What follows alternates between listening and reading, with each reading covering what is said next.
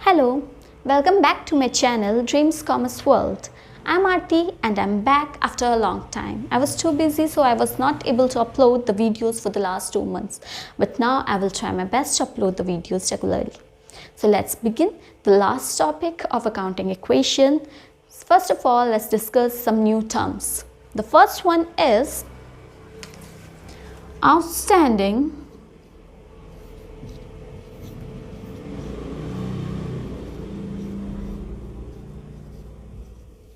expenses. Now what do you mean by outstanding? इसके लिए हम एक और वर्ड यूज करते हैं, expenses due but not paid.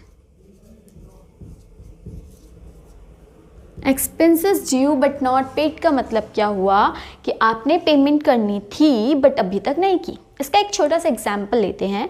मान लीजिए आप किसी के यहाँ रेंट में रहते हैं, ठीक है, और आपने पिछले 2 महीने से अपना रेंट नहीं दिया है, तो ये आपके लिए क्या हो जाएगा, आउटस्टैंडिंग एक्सपेंस।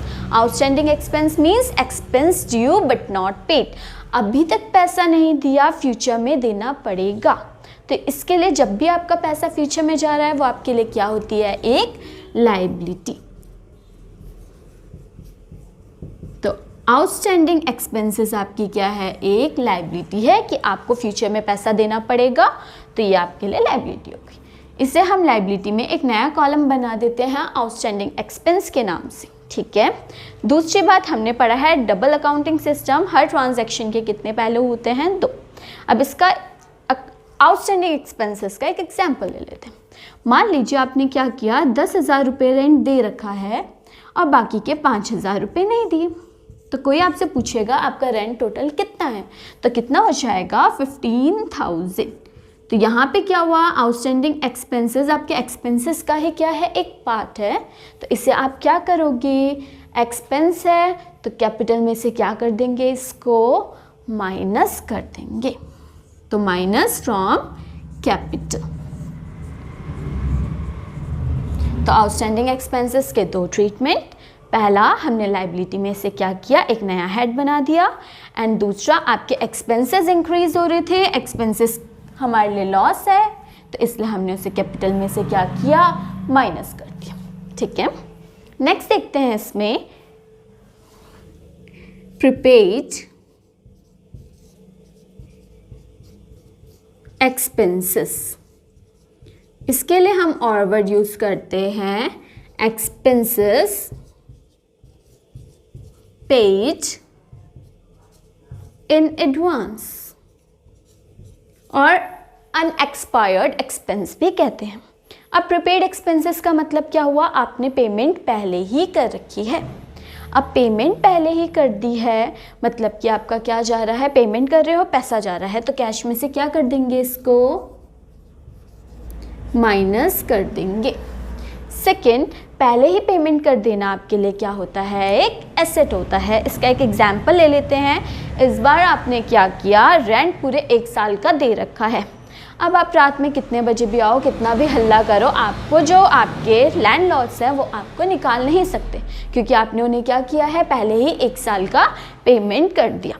तो यहाँ पे आपके लिए प्रीपेड एक्सपेंस क्या होता है, एक एसेट होता है कि अब जिसके लिए आपने पेमेंट की उसकी आप फैसिलिटी पूरे 1 साल तक उठा सकते हो। इसका एक एग्जाम्पल आप ले सकते हो, रिचार्ज आप कराते हो। मान लीजिए आपने 3 महीने का रिचार्ज कराया, तो 3 महीने की आपने पेमेंट पहले ही कर दी। अब 3 महीने तक आपको सर्विसेज मिलती रहेगी, तो पहले ही पेमेंट कर देना आपके लिए क्या होता है, एक एसेट होता है। तो एसेट में एक नया हेड बन जाएगा प्रीपेड एक्सपेंस के नाम से, एंड दूसरा आप पेमेंट कर रहे हो, पैसा जा रहा है, तो कैश में से आपने क्या किया, माइनस कर दिया। नेक्स्ट हम देखते हैं इसमें, नेक्स्ट है एक्रूड इनकम, जिसे हम और क्या कहते हैं, income earned but not received. इसका मतलब क्या हुआ, आपने इनकम अर्न तो की, कमा ली, बट अभी तक आपको पैसा नहीं मिला। इसका एक एग्जाम्पल लेते हैं। मान लीजिए आप कहीं पे क्या करते हैं, काम करते हैं, और आपको अभी तक क्या हुआ, 10,000 रुपीज़ सैलरी दे दी है आपके एम्प्लॉयर ने, और बोला बाकी के 2,000 रुपीज़ बाद में दूंगा। तो आपकी टोटल सैलरी कोई पूछेगा तो कितनी हुई, 10,000 रुपये मिल गए और 2,000 रुपये और मिलने हैं, तो टोटल सैलरी आपकी हो गई 12,000 रुपीज़। तो अब ये क्या है, आपने अर्न कर ली, मतलब इसके लिए काम कर चुके हो, अभी तक पैसा नहीं मिला, फ्यूचर में मिलेगा, और फ्यूचर में जब भी आपको पैसा मिलेगा वो आपके लिए क्या होता है, एक एसेट होता है। तो एसेट में एक एक्रूड इनकम के नाम से क्या करेंगे, कॉलम बना देंगे, ठीक है। दूसरा, आपकी इनकम क्या हो रही है, एक्रूड इनकम आपने जब प्लस की तो टोटल बढ़ गई, इनकम आपके लिए प्रॉफिट होता है, तो कैपिटल में क्या कर देंगे, ऐड कर देंगे, प्लस कर देंगे। नेक्स्ट इसमें है इनकम रिसीव्ड इन एडवांस, जिसे हम और बोलते हैं अनअर्न्ड इनकम। तो अनअर्न्ड इनकम का मतलब क्या हुआ कि आपको पहले ही पैसा एडवांस में मिल गया, जिसके लिए अभी तक आपने काम नहीं किया है। तो ये आपके लिए क्या होगा, एसेट या लायबिलिटी, पहले ही पैसा मिल जाना। इसके लिए एक छोटा सा एग्जांपल लेते हैं। मान लीजिए आप मेरे यहाँ पे काम करते हैं, मैंने आपको क्या किया, 2 महीने की एडवांस सैलरी दे दी, ठीक है। आपने वो पैसा शॉपिंग में पूरा उड़ा दिया। अब क्या हुआ, आप मेरे घर आए काम करने के लिए, मैं क्या करा रही हूँ, आपसे एक ही काम 2-2, 3-3 बार करा रही हूँ कि नहीं अच्छा नहीं कर रहे हो, दोबारा करो। अब आपने पैसा ले लिया तो आपको उसके लिए काम करना ही पड़ेगा, ये आपकी क्या बन जाती है, एक मजबूरी बन जाती है। तो पहले ही पैसा मिल जाना आपके लिए क्या होता है, एक लायबिलिटी, कि जिस चीज़ के लिए आपने पैसे लिए हैं वो काम आपको करना ही पड़ेगा। दूसरा, पैसा मिल रहा है मतलब कैश बढ़ जाएगा, तो कैश में क्या कर देंगे, प्लस कर देंगे। तो ये थी आपकी 4 टर्म्स जिनका मैंने आपको ट्रीटमेंट बताया अकाउंटिंग इक्वेशन में। अब एक छोटा सा क्वेश्चन देख लेते हैं अकाउंटिंग इक्वेशन का। I hope you remember the format of accounting equation. Let me remind you once again. The format is, first here will be transactions,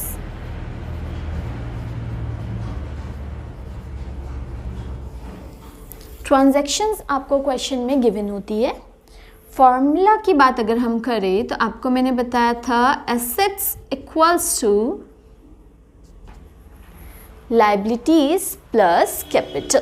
तो यही आपका फॉर्मूला है, assets equals to liabilities plus capital.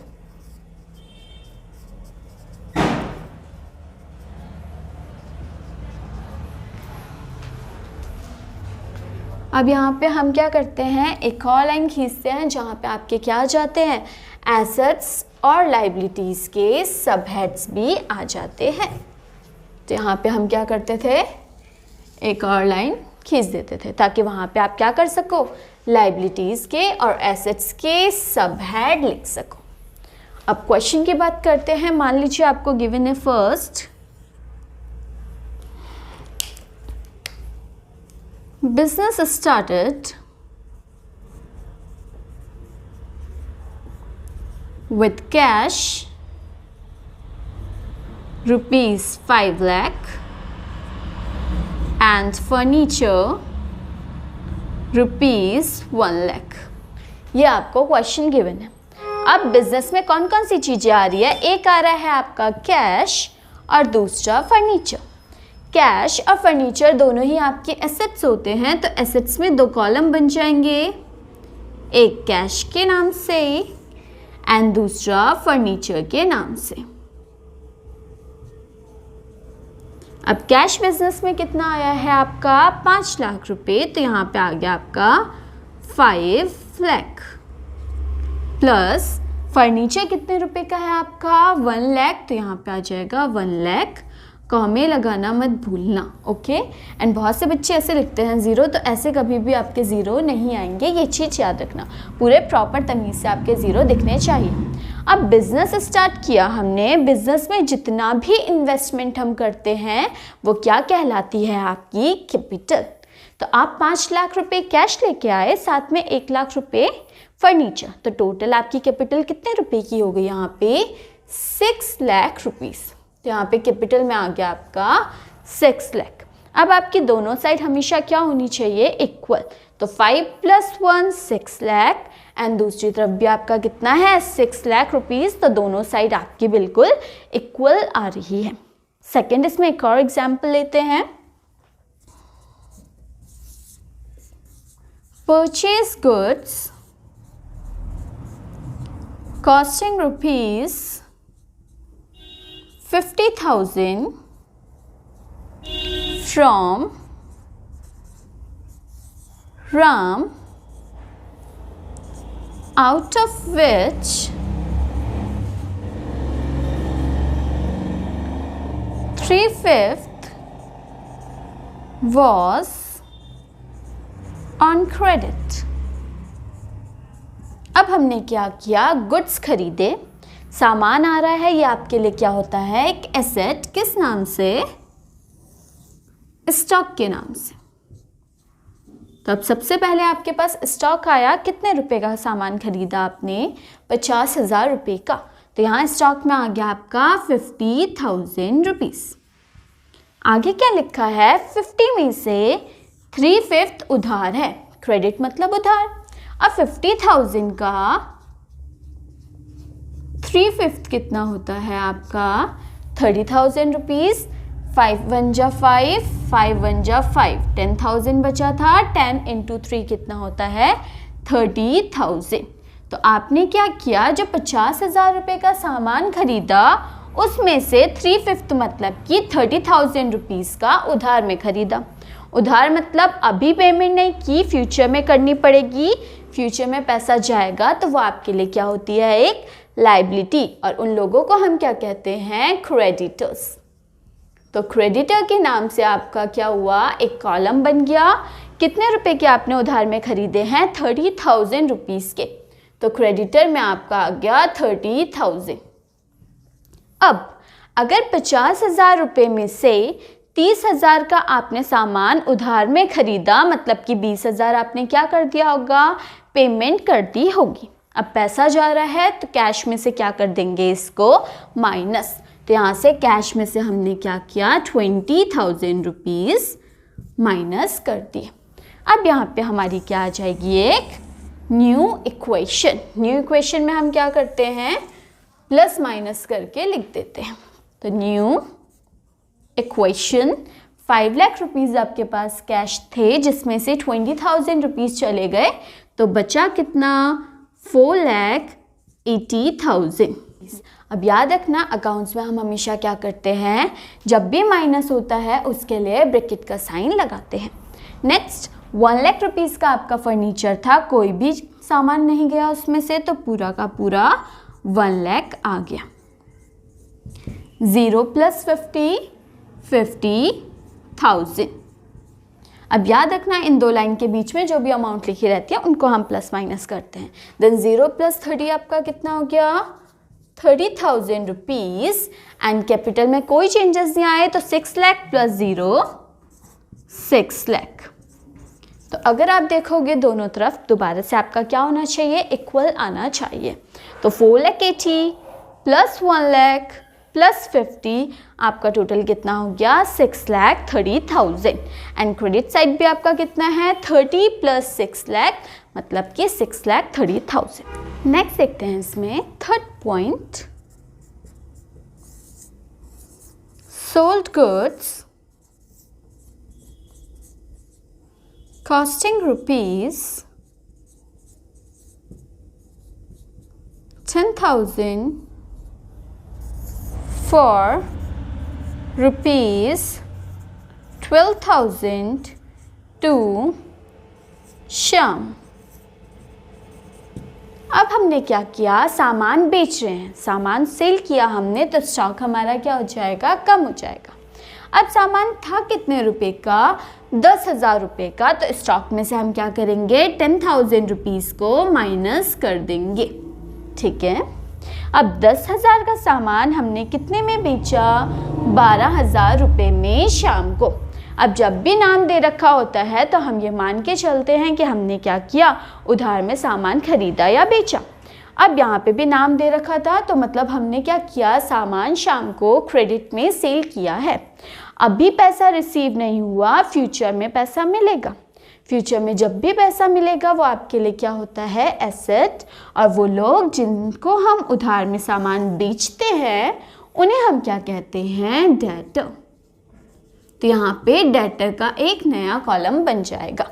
अब हमने सामान बेचा कितने में है, 12,000 रुपीज़ में, तो 12,000 रुपये हमें फ्यूचर में मिलेंगे, तो डेटर में हमने लिख दिया 12,000। अब 10,000 रुपये का सामान अगर हम 12,000 रुपये में बेचते हैं तो हमें क्या हो रहा है, 2,000 रुपये का प्रॉफिट। और प्रॉफिट को हम क्या करते हैं, कैपिटल में ऐड कर देते हैं। तो यहाँ पे आ गया 2,000 रुपीज़ का प्रॉफिट। अब फिर दोबारा यहाँ पे क्या आ जाएगी आपकी new equation. New equation 4,80,000 plus 0, 4,80,000, 1,00,000 plus 0, 1,00,000। 50 में से आपके 10,000 रुपीज़ चले गए तो कितने बचे आपके पास, 40,000 रुपीज़। And 0 plus 12, 12,000। ये हमारे एसेट साइड का हमने टोटल कर दिया। लाइबिलिटीज़ में देखते हैं 30,000 plus 0, 30,000। And next capital, 6 lakh rupees capital थी, 2,000 रुपये का प्रॉफिट हुआ, तो टोटल कैपिटल आपकी कितनी हो गई, 6,02,000। अब ये आपका देखेंगे अगर हम, एसेट किसके इक्वल होना चाहिए, लाइबिलिटीज़ प्लस कैपिटल। तो लाइबिलिटीज़ प्लस कैपिटल का टोटल कितना है, 6 लाख प्लस 2,000 प्लस 30,000 कितना होता है, 6,32,000। और यहाँ पे भी अगर आप टोटल करते हो तो आपका टोटल कितना आ रहा है, सेम उतना ही, 6,32,000। नेक्स्ट देखते हैं इसमें entry, page ₹29,000 to Ram in full settlement।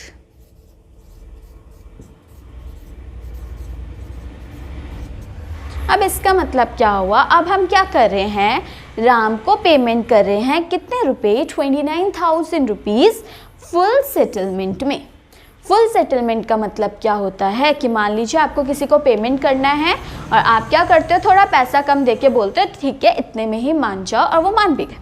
तो यहाँ पे टोटल आपने राम को देने कितने पैसे थे, 30,000 रुपीज़, बट वो 29,000 रुपीज़ में ही मान गया कि ठीक है पूरे, अब आपको एक भी रुपये देने की ज़रूरत नहीं है। तो ऐसे में आपको क्या हुआ, 1,000 रुपये का डिस्काउंट मिल गया, जो आपके लिए क्या होता है, प्रॉफिट होता है। अब सबसे पहले आपने पेमेंट की, पैसा जा रहा है तो कैश में से क्या कर देंगे हम, माइनस कर देंगे 29,000 रुपीज़। दूसरा, फुल सेटलमेंट मतलब पूरी की पूरी जो आपकी 30,000 रुपये की लाइबिलिटी है वो ख़त्म हो गई। अब आपको फ्यूचर में उसे 1 रुपये भी नहीं देने हैं, तो इसलिए आपने क्या किया, क्रेडिटर में से पूरे के पूरे 30,000 रुपीज़ माइनस कर दिए।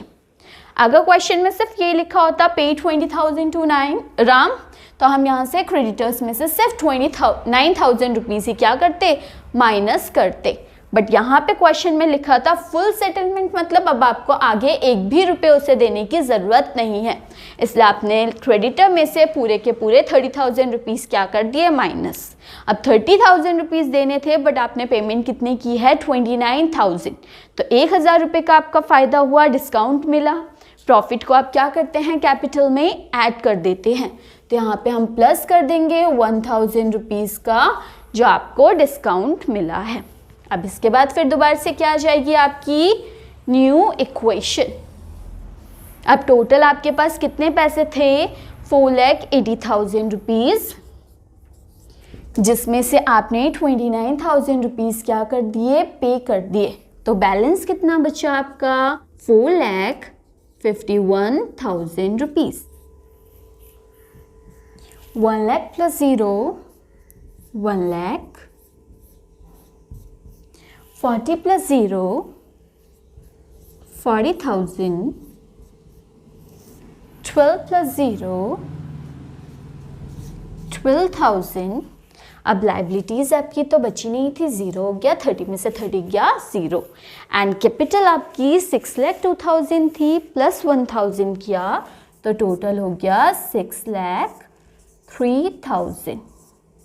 अब अगर आप देखोगे तो एसेट्स और लाइबिलिटीज़ आपकी कितनी हो रही है, बिल्कुल बराबर। इस सब भी आपका टोटल कितना आ रहा है, 6,03,000 एंड इक्वल्स टू के दूसरी तरफ भी आपका 0 प्लस 3 लाख 6,03,000 ही आ रहा है। ठीक है, नेक्स्ट देखते हैं इसमें।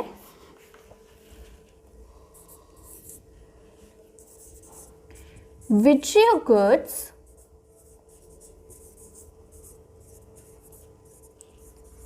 costing rupees 5,000, selling price rupees 7,000 for personal use। अब हमने क्या किया, गुड्स विड्रॉ की। कॉस्ट कितनी थी उसकी, 5,000 रुपये थी और सेलिंग प्राइस 7,000। जब तक हम गुड्स सेल नहीं कर रहे हैं तब तक हमें सेलिंग प्राइस से कोई मतलब नहीं होता है। अब गुड्स कितने रुपए के थे, 5,000 रुपये के। स्टॉक लेके जा रहे हैं तो स्टॉक में से हम क्या कर देंगे, माइनस कर देंगे 5,000 रुपीज़। अब गुड्स अगर ओनर अपने पर्सनल यूज़ के लिए लेके जा रहा है तो उसे हम कहते हैं ड्राइंग, और ड्राइंग कंपनी के लिए क्या होती है, लॉस। तो कैपिटल में से इसको क्या कर देंगे, माइनस। तो यहाँ पे हो जाएगा माइनस का 5,000। अब फिर दोबारा मान लीजिए यहीं पे आपका क्वेश्चन कंप्लीट हो रहा है तो यहाँ पे आपकी क्या आ जाएगी, लास्ट इक्वेशन आ जाएगी। तो यहाँ पे लिख लेते हैं लास्ट इक्वेशन। 4,51,000 में से 0 गया, 4,51,000। 1 लाख प्लस 0 1 लाख। 40,000 में से 5,000 के स्टॉक कम हो गए तो बचा आपके पास 35,000। Next 12 plus 0 12। यहाँ पे तो आपका स्टॉक बचा ही नहीं था, यहाँ पे क्रेडिटर 0 थे, 0 आ गया। एंड लास्ट कैपिटल 6,03,000 में 5,000 माइनस कर दिया तो बैलेंस कितना बच गया आपका, 5,98,000। तो ये आपका क्या हो गया, क्वेश्चन कंप्लीट। आप देखेंगे एसेट्स किसके इक्वल आ रहे हैं, बिल्कुल आपकी लाइबिलिटीज़ के। अब एक और क्वेश्चन देख लेते हैं इसमें। फर्स्ट ट्रांजैक्शन है, बिजनेस स्टार्टेड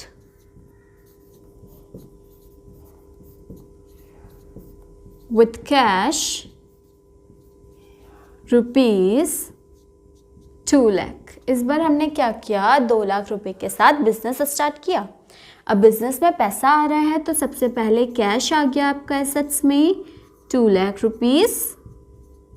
एंड दूसरा आपकी कैपिटल इंक्रीज हो गई तो कैपिटल में भी हमने लिख दिया 2 लाख रुपीस।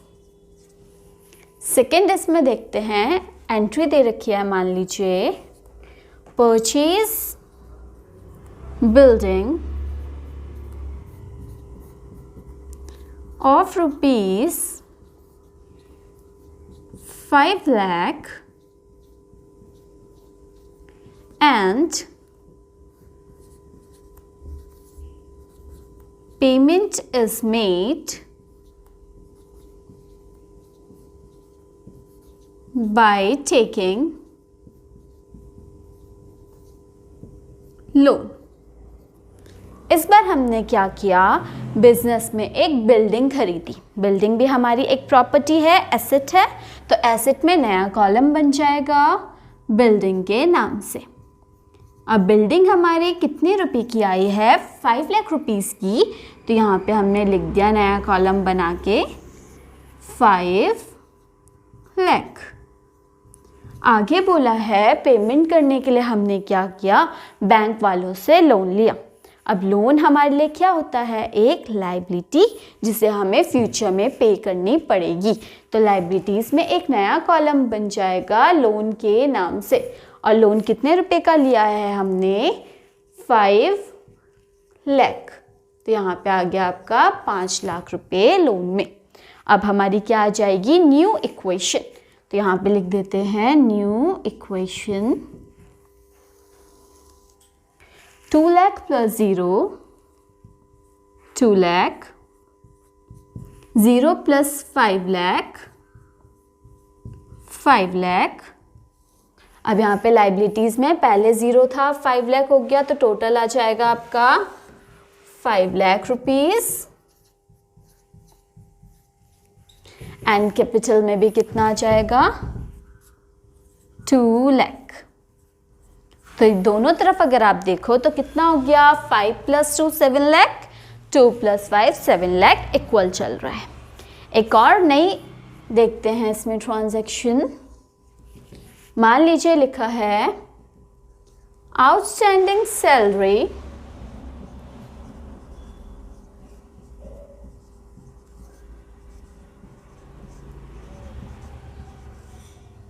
20,000 रुपीज़। अभी मैंने आपको बताया था स्टार्टिंग में, आउटस्टैंडिंग का मतलब क्या होता है, ड्यू बट नॉट पेड।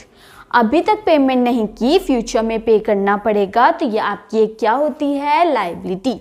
तो लाइबिलिटी में नया कॉलम बन जाएगा किस नाम से, आउटस्टैंडिंग एक्सपेंस के नाम से। आउटस्टैंडिंग एक्सपेंस, ऐसे एक्सपेंस जो अभी तक पे नहीं किए, फ्यूचर में पे करने पड़ेंगे।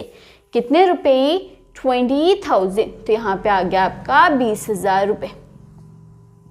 दूसरा, आउटस्टैंडिंग सैलरी मतलब अभी तक पे नहीं की, करनी है, तो ये एक्सपेंस का ही आपका एक पार्ट है। एक्सपेंस इंक्रीज हो रहे हैं, आपके लिए लॉस है, तो कैपिटल में से इसे क्या कर देंगे, माइनस। तो माइनस का हो गया आपका 20,000 रुपीज़। अब यहाँ पे फिर से इसमें क्या आ जाएगी, new equation 2 lakh plus 0 2 lakh, 5 lakh plus 0 5 lakh. Then यहाँ पे भी कितना आ जाएगा, लाइबिलिटी साइड आपका 5 lakh plus 0 5 lakh plus 20,000। And यहाँ पे कैपिटल पहले 2 लाख रुपए की थी, 20,000 रुपये कम हो गई, तो बच गई 1,80,000। तो अभी भी आपका क्या है, दोनों साइड बिल्कुल इक्वल है। नेक्स्ट देखते हैं fourth, paid wages of rupees 15,000 including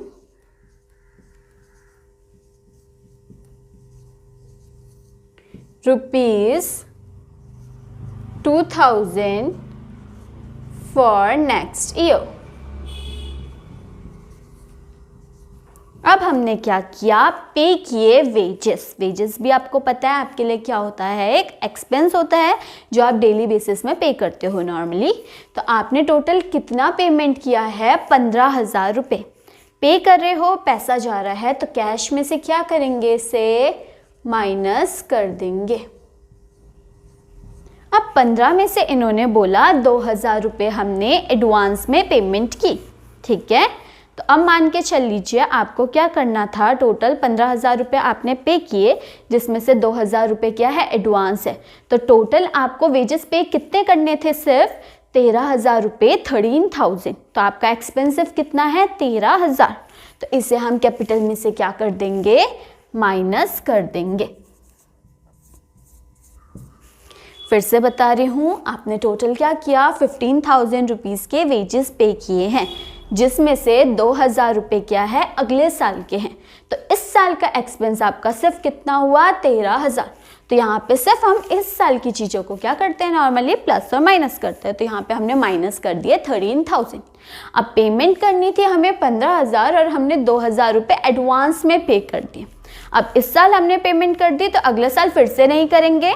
तो एडवांस में पेमेंट करना आपके लिए क्या होता है, एक एसेट होता है। आपने पहले ही पैसा दे दिया, अब वो उसके लिए आपको काम करके फ्यूचर में देगा। तो यहाँ पे किस नाम से एक कॉलम बन जाएगा, प्रीपेड एक्सपेंस के नाम से, ऐसे एक्सपेंसेस जिनको आप पहले ही पे कर चुके हो। कितने रुपए के हैं ये? 2000 रुपीज़। तो यहाँ पे आपका आ जाएगा 2000। अब फिर दोबारा यहाँ पे क्या आ जाएगी आपकी new equation.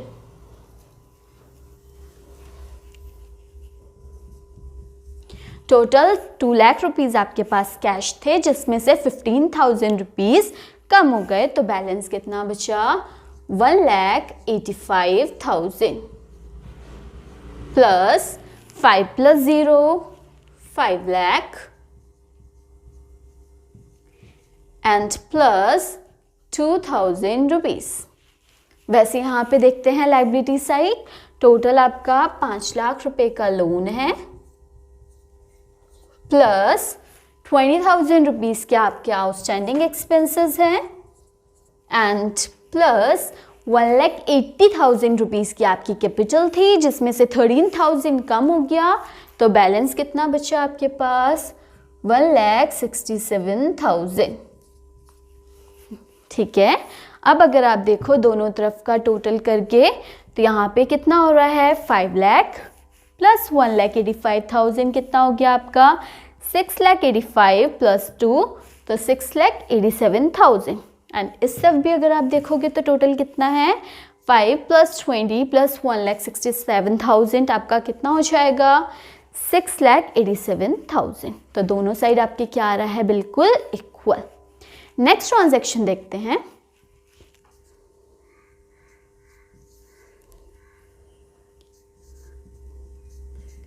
accrued income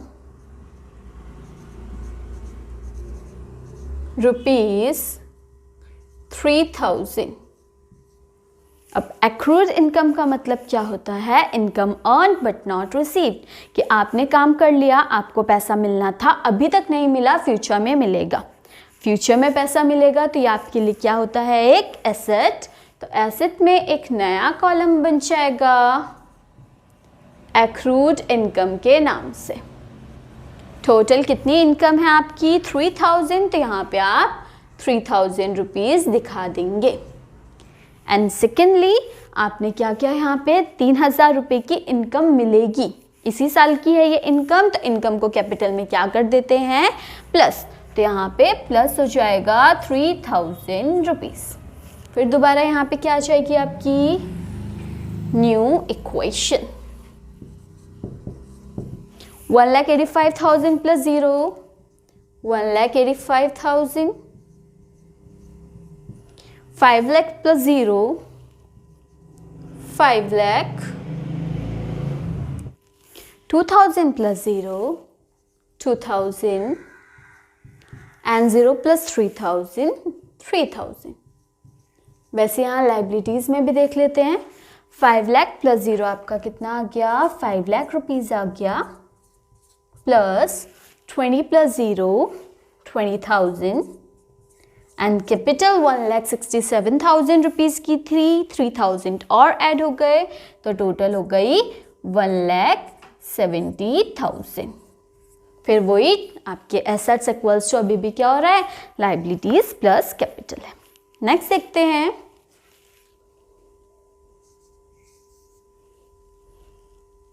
commission received in advance ₹30,000। अब इस बार क्या हुआ? आपको कमीशन मिल रही है। सबसे पहले कमीशन मिल रही है मतलब कि पैसे मिल रहे हैं, तो इसे कैश में क्या कर देंगे? ऐड कर देंगे। तो हमने यहाँ पे ऐड कर दिया 30,000 rupees.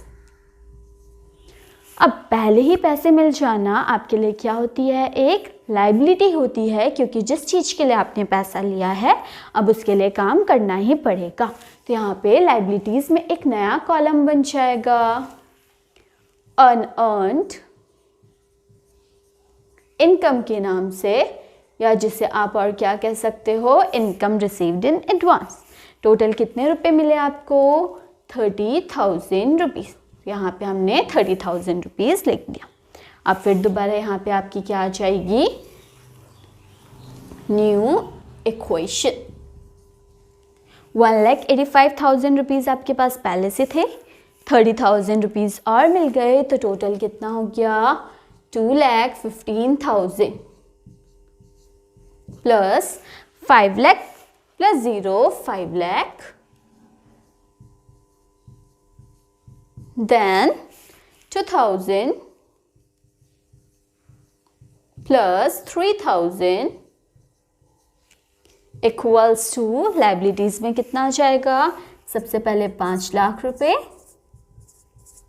Plus 20,000 plus 30,000 and capital आपकी उतनी है 1,70,000। अभी भी अगर आप देखेंगे तो दोनों साइड क्या आ रहा है, बिल्कुल इक्वल आ रहा है, 2,20,000 रुपीज़। ठीक है, अब एक और इक्वेशन देख लेते हैं। मान लीजिए आपके पास, पहले स्टॉक खरीद लेते हैं, परचेज गुड्स ऑफ ₹15,000। अब हमने क्या किया, 15,000 रुपये के गुड्स खरीदे, स्टॉक बढ़ रहा है तो यहाँ पे एक स्टॉक का कॉलम बना देते हैं, कितने रुपए का, 15,000, तो यहाँ पे आ गया 15,000। अब गुड्स खरीदे हैं तो पैसा जा रहा होगा, तो कैश में से क्या कर देंगे, इसे माइनस कर देंगे 15,000। ठीक है, तो यहाँ पे क्या आ जाएगी, इसके बाद आपके पास न्यू इक्वेशन, 2,15,000 में से 15,000 चले गए तो बचा आपके पास 2 lakh rupees plus 5 lakh plus 0 5 lakh, 2,000 plus 0 2,000, then 3,000, 15,000 and equals to के दूसरी तरफ पूरा बराबर उतना ही आ जाएगा, 5 plus 0 5 lakh plus 20,000 plus 30,000 and capital उतनी आ गई 1,70,000। इस बार इसमें कोई भी चेंजेस नहीं आ रहे थे। अब देख, मान लीजिए एक और लास्ट इक्वेशन देख लेते हैं इसमें, goods given as charity cost 2,000 and selling price 5,000। अब यहाँ पे क्या हुआ, गुड्स हमने क्या किया, एज अ चैरिटी दे दी किसी को, तो गुड्स सबसे पहले क्या हो रहे हैं, कम हो रहे हैं, तो हम स्टॉक में से क्या कर देंगे, उसे माइनस कर देंगे। अब कॉस्ट थी उसकी 2,000 रुपये एंड उसकी सेलिंग प्राइस थी 5,000, तो हमें सेलिंग प्राइस से कोई मतलब नहीं होता, तो यहाँ स्टॉक में से हम माइनस कर देंगे 2,000 रुपीज़ क्योंकि कम हो रहे हैं, और चैरिटी करना हमारे लिए क्या होता है, लॉस होता है, तो कैपिटल में से क्या हो जाएगा, माइनस। इसके बाद इसमें आपकी क्या आ जाती है, last equation. So, if you have any doubt or query, you can comment below and I'll try to solve them. In our next class, we will begin a new topic, rules of debit and credit. So, I will see you soon. Bye-bye.